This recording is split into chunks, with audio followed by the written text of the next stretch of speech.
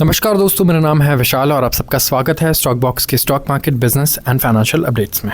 10 से 15 मिनट में यहाँ पे आपका समय लूँगा और डिस्कस करूँगा दुनिया भर की सारी ऐसी इंपॉर्टेंट खबरें जो आपको फाइनेंशियली इम्पैक्ट करती हैं। तो हमारा गोल होगा कि हम फाइनेंस से रिलेटेड चीज़ें, ऐसी चीज़ें जो आपको लेट्स से आपके बिजनेस में हेल्प करे, आपके सैलरी ग्रोथ में हेल्प करे या एक्चुअली हिंडर करे, क्या पता आपका पोर्टफोलियो ऊपर जाए या नीचे जाए, ऐसी चीज़ों को अफेक्ट करने वाले जो खबरें हम वो यहाँ पर आपके लिए लेकर आएंगे और उन्हें एनालाइज करेंगे। अगर वीडियो आपको पसंद है तो आप सब्सक्राइब कर सकते हैं इस चैनल को एंड वीडियो को भी लाइक कर सकते हैं अगर आप ऐसे वीडियोज़ ही देखना चाहते हैं अपने फीड में। और शुरुआत करूँगा मैं सबसे पहले आर्टिकल से, and this is about military modernisation of India. And हमारे डिफेंस सेक्रेटरी, इनका स्टेटमेंट आया है कि they are seeking 2x the use of usual rise in military modernisation budget.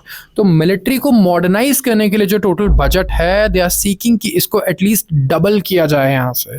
So India का जो आउटले है, मतलब कि जो बजट है नए इक्विपमेंट को खरीदने के लिए और वेपन प्लेटफॉर्म्स को खरीदने के लिए हमारे आर्म्ड फोर्सेस के लिए नेक्स्ट फाइनेंशियल ईयर में वो लाइकली बढ़ने वाला है, आप मान करके चलिए। सो डिफेंस इंडस्ट्री यहाँ पे ऑलरेडी बड़ी तेजी से ग्रो कर रही है, मैं कहूँगा एंड यहाँ पे और ज़्यादा स्पेंडिंग गवर्नमेंट की तरफ से आती है।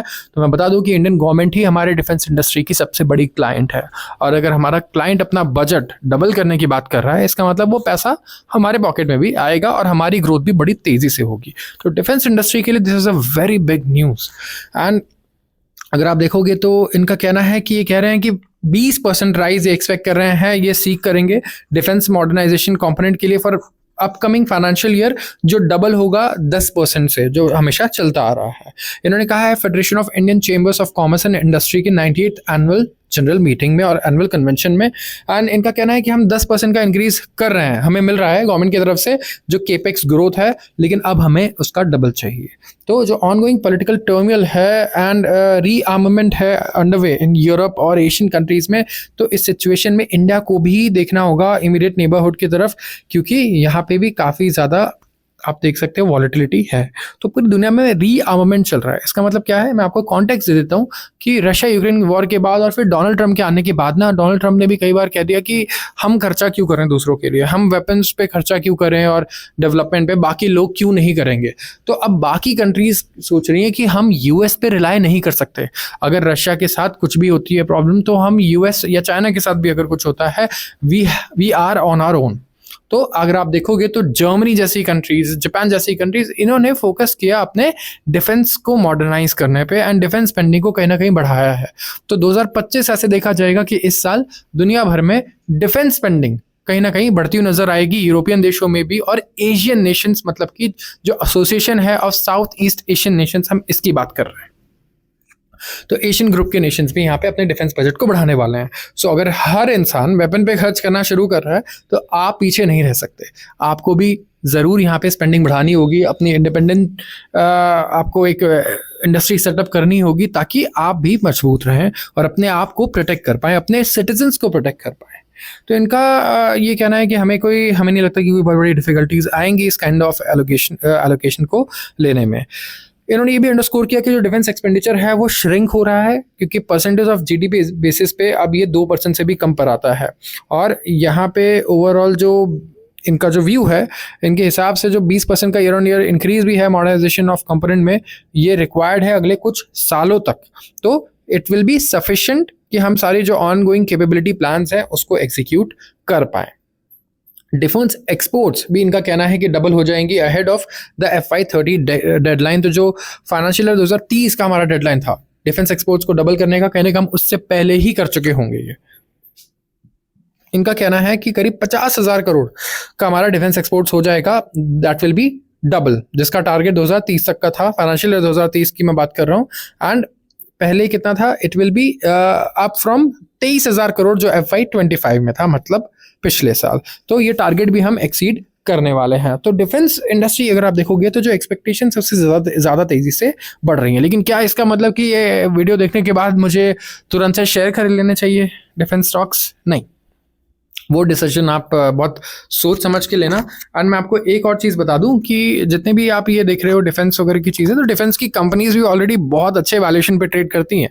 तो कंपनी पिक करना is a different thing, but yes sector को इससे फ़ायदा होगा। So this is not an investment advice, उसके लिए आपको आई थिंक अपने रिसर्च एनालिस्ट इन्वेस्टमेंट एडवाइजर को कंसल्ट करना चाहिए। मैं सिर्फ सेक्टर के ऊपर कमेंट कर रहा हूँ।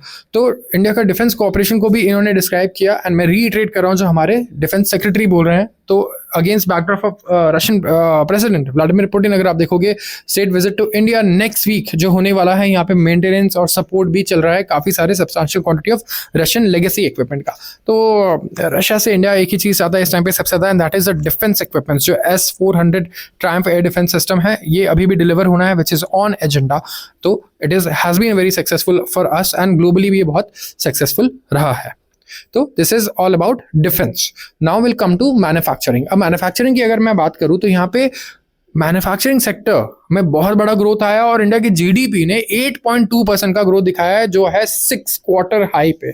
सो इंडिया की इकोनॉमी एक्सपैंड हुई अपने फास्टेस्ट पेस में पिछले 6 क्वार्टर्स में, एंड ये 8.2% का ग्रोथ हमने रिकॉर्ड किया है। जो डेटा रिलीज किया गया था बाय स्टैटिस्टिक्स मिनिस्ट्री फ्राइडे को, इसमें हमें देखने को मिला कि लो बेस था, एक तो उसका फायदा मिला, और एक सॉफ्ट डिफ्लेटर रहा है जिसकी वजह से हेडलाइन जो जीडीपी ग्रोथ है वो काफी बढ़िया प्रदर्शन करते हुए नजर आई। जो रियल स्टैंड आउट रहा है वो रहा है मैन्युफैक्चरिंग में। मैन्युफैक्चरिंग सेक्टर ग्रो हुआ है 9.1% से Q2 में, और ये मेन ड्राइवर रहा है ग्रोथ का। ऑल्दो 50% यूएस टैरिफ लगने के बाद ऐसा लगा कि जो मैन्युफैक्चरिंग है वो उसको काफ़ी दिक्कत होने वाली है, बट हमें यहाँ पे कहीं ना कहीं उल्टा इसका होता हुआ नजर आया। और एक बहुत बड़ा रीजन है प्राइवेट कंजम्पशन, क्योंकि प्राइवेट कंजम्पशन काफ़ी तेजी से बढ़ा है। तो ज़्यादातर इकोनॉमिस्ट एक्सपेक्ट कर रहे थे कि जो Q2 जीडीपी एक्सपेंशन होगा वो 7 से 7.5% होगा। आरबीआई ने खुद कहा था कि ये हमारा प्रोजेक्शन 7% का है, 7% का, बट ये कहीं ना कहीं सारे प्रोजेक्शंस को बीट कर चुका है। नॉमिनल जीडीपी बढ़ा है कितना, स्लोअर एट 8.7% सितंबर क्वार्टर में as compared with finance ministry का जो एस्टिमेट था 10.1% का था। तो नॉमिनल जीडीपी उससे कम रहा, और रीजन था lower retail and wholesale inflation. जो गैप होता है रियल और नॉमिनल ग्रोथ का, ये अभी नैरोएस्ट है since the third quarter of FY20।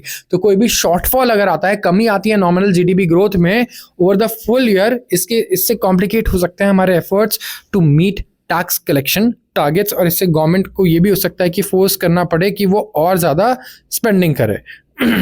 जो फर्स्ट हाफ रहा है FY26 का, इकोनॉमी ग्रो हुई 8% से रियल टर्म्स में, और 7.8% एक्सपेंशन आया है फर्स्ट क्वार्टर में। तो जो परफॉर्मेंस है ये प्रॉम्प्ट कर रहा है इकोनॉमिस्ट को कि वो सब्सटैंशियली रिवाइज करें अपने अगले फॉरकास्ट को। तो कहीं ना कहीं ये अगला फॉरकास्ट भी इन्हें रिवाइज करना होगा। जो रैशनलाइजेशन हुआ है जीएसटी का, इसका इफेक्ट बहुत तेजी से देखने को मिला, हमें तुरंत देखने को मिला। आपको याद होगा लास्ट बजट जब इनकम टैक्स कट आया था, 12 लाख का स्लैब बन गया था कि 12 लाख से कम वालों को टैक्स पे नहीं करना है नए रजीम में।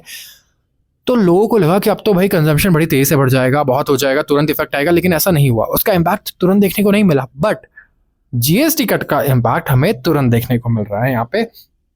एंड ओवरऑल बेसिस पे अगर आप देखोगे तो जीएसटी रेट कट ही नहीं, एक तो ब्याज दर भी घटे हैं साथ में, और साथ में इनकम टैक्स भी इसी साल हमें घटता हुआ नजर आया। तो 2025 अगर आप देखोगे तो गवर्नमेंट की तरफ से बहुत सारे हमें पॉजिटिव कहीं ना कहीं डिसीजंस देखने को मिले हैं, चाहे वो आपकी जेब पे हो पर्सनली, चाहे आपके ब्याज पर हो जो आप पे करते हो, चाहे महंगाई पर हो।